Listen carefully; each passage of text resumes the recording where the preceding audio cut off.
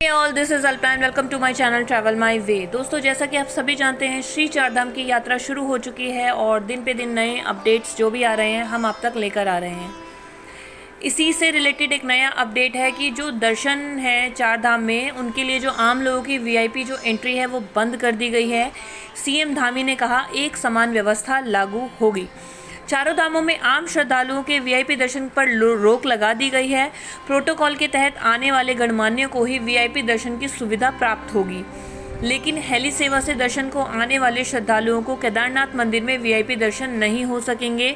रुद्रप्रयाग के जिलाधिकारी मयूर दीक्षित ने कहा है कि हेली सेवा से आने वालों को भी जो तीर्थयात्री जो लाइन में लगे हुए हैं पहले से, उनके साथ ही कतार में खड़े होकर दर्शन करना होगा।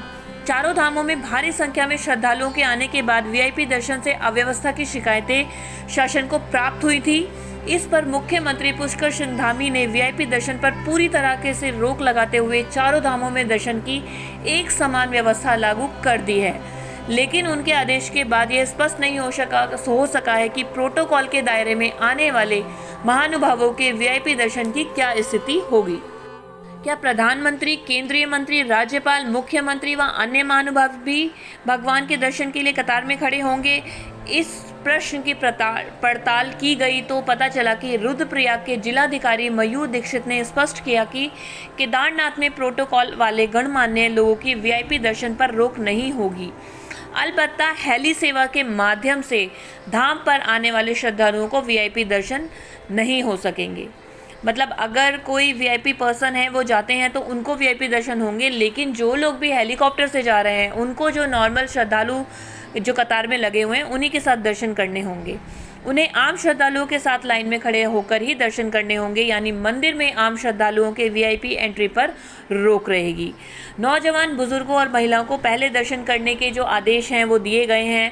मुख्यमंत्री ने तीर्थ यात्रा पर आ रहे नौजवानों से अपील की है कि वे बुजुर्ग और महिलाओं को पहले दर्शन करने दें। उन्होंने यह भी अपील की कि जिन तीर्थयात्रियों का स्वास्थ्य ठीक अवस्था में नहीं है वे यात्रा शुरू ना करें।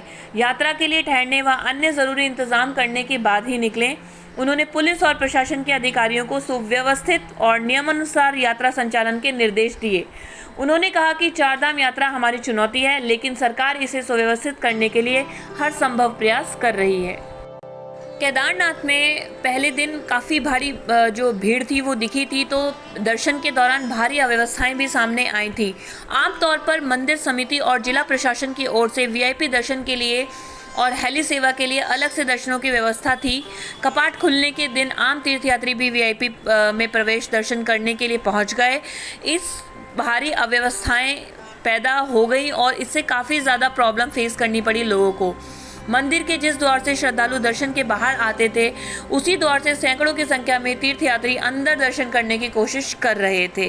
इस अव्यवस्था को देखते हुए इस द्वार से वीआईपी भी मंदिर में दर्शन करने जाते हैं और इस अव्यवस्था को देखते हुए ही इस इसकी पुष्टि की गई है कि वीआईपी दर्शन नहीं होंगे, वो इसी अव्यवस्था को देखते हुए ही की गई है।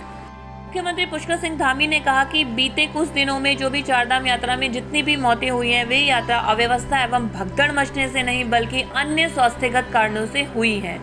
केदारनाथ में पहले दिन दर्शन के दौरान भारी अव्यवस्थाएं सामने आई थी और इसी से उन्होंने कहा कि बीते कुछ समय में जितनी भी मौतें हुई वो भगदड़ मचने से नहीं बल्कि जो भी उनका स्वास्थ्य का प्रॉब्लम था, किसी का ब्रीदिंग इशू था, बीपी इशू था, उसी की वजह से ये प्रॉब्लम हुई है। और उन्होंने चारधाम यात्रा पर आने वाले नौजवानों से इसीलिए अनुरोध किया है कि नौजवान पहले बुजुर्गों और महिलाओं को दर्शन करने दें, या जो अस्वस्थ हैं, अगर आपको लगता है कि आप लाइन में हैं और कुछ लोग अस्वस्थ हैं और उनको दर्शन पहले कर देना चाहिए, तो प्लीज़ आप उनको आगे कर दें। ये मुख्यमंत्री ने अपील की है और इंसानियत के नाते भी आप ये ज़रूर करें। मंत्री ने कहा कि हमारा एकमात्र उद्देश्य है कि यात्रा सबके लिए अच्छी, सरल और सुगम हो। मैं उन सभी तीर्थयात्रियों से अपील करता हूं कि जब तक उनका स्वास्थ्य ठीक अवस्था में ना हो वे यात्रा प्रारंभ ना करें, और नौजवानों से अपील है कि वो बुजुर्गों और महिलाओं को ज़रूर पहले दर्शन करने दें और दर्शन के लिए अलग से वीवीआई या विशिष्ट श्रेणी के दर्शन की व्यवस्था नहीं होगी।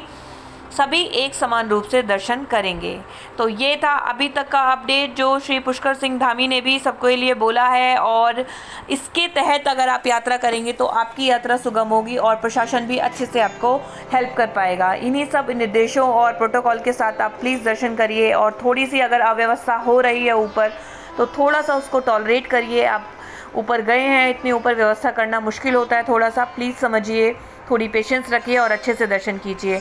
और कोई इंक्वायरी और कोई आपको कोई भी पूछना है, इन्फॉर्मेशन चाहिए, तो नंबर डिस्क्रिप्शन में आप कॉन्फर्मेशन ले सकते हैं, और हमें कमेंट सेक्शन में कमेंट करके ज़रूर बताएं कि आपने दर्शन किए और दर्शनों की वहाँ पे इस टाइम पर क्या सीन है। अगर आपको पता चलता है तो आप हमें ज़रूर बताइए, और अगर कुछ पूछना है तो वो भी आप हमें कमेंट सेक्शन में ज़रूर बताइए।